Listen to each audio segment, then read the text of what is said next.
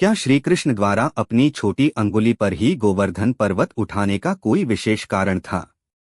जब श्री कृष्ण ने इंद्र के प्रकोप से वृंदावन वासियों को बचाने के लिए गोवर्धन पर्वत उठाया था, तो उन्होंने उसे अपनी सबसे छोटी अंगुली पर उठाया था, जबकि अक्सर लोग इतने विशाल चीज को उठाने के लिए अपने सबसे शक्तिशाली अंगुली का इस्तेमाल करेंगे। लेकिन भगवान श्री कृष्ण ने कनिष्ठ अंगुली का इस्तेमाल किया। क्या इसके पीछे कोई विशेष कारण था? चलिए जानते हैं। श्री कृष्ण की लीलाओं में से एक गोवर्धन पर्वत उठाना था।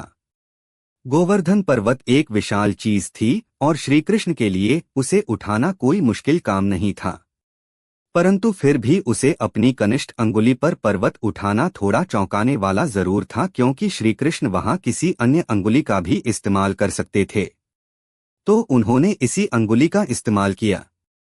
भगवान श्री कृष्ण ने अपनी छोटी उंगली पर गोवर्धन पर्वत को धारण किया। इस घटना का वर्णन भागवत पुराण में मिलता है, जिसके अनुसार श्री कृष्ण ने अपनी इस लीला से कई गूढ़ संदेश दिए। वो संदेश क्या था, चलिए जानते हैं। अपनी कनिष्ठ अंगुली पर गोवर्धन पर्वत उठाकर भगवान श्री कृष्ण ने यह दिखाया कि वे ईश्वर हैं और ब्रह्मांड को नियंत्रित करने में सक्षम हैं। जब इंद्रदेव का अहंकार अत्यधिक बढ़ गया था और उन्होंने गोकुलवासियों पर प्रलयकारी वर्षा करके उन्हें कष्ट देना चाहा, तो श्री कृष्ण ने छोटी उंगली पर पर्वत उठाकर यह सिद्ध किया कि उनके लिए अहंकार के प्रतीक इंद्र का बल कुछ भी नहीं है। छोटी उंगली पर गोवर्धन उठाकर श्री कृष्ण ने यह भी दिखाया कि ईश्वर का कार्य हमेशा सहज और सरल होता है। इस घटना से भगवान कृष्ण ने यह भी समझाया कि उनकी शक्ति भौतिक शरीर पर निर्भर नहीं है। छोटी उंगली से गोवर्धन उठाकर उन्होंने यह संदेश दिया कि ईश्वर की शक्ति में शरीर की भूमिका नगण्य होती है। गोवर्धन पूजा के माध्यम से श्री कृष्ण ने इंद्र की पूजा को त्याग कर प्रकृति और पर्वत की पूजा करने की शिक्षा दी।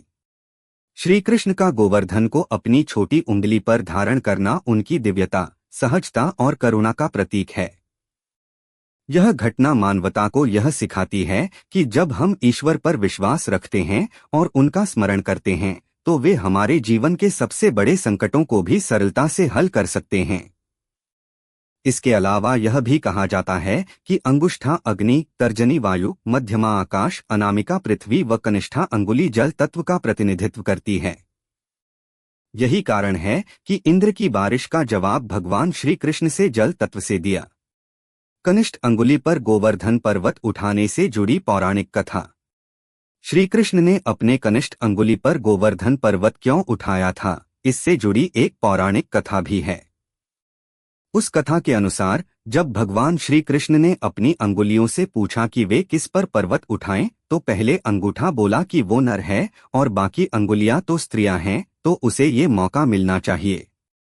फिर श्री कृष्ण ने तर्जनी उंगली से पूछा तो वह बोली कि किसी को अगर चुप कराना हो या कोई इशारा करना होता है तो मैं ही काम आती हूँ, इसलिए आप सिर्फ मुझ पर ही पर्वत उठाएं।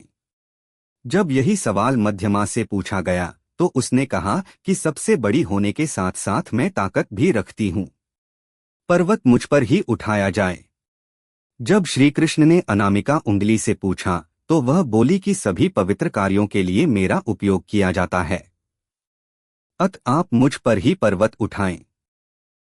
अंत में कनिष्ठा की बारी आई तो उसने कहा कि मेरे पास कोई खासियत नहीं है, बस मैं सबसे छोटी हूँ।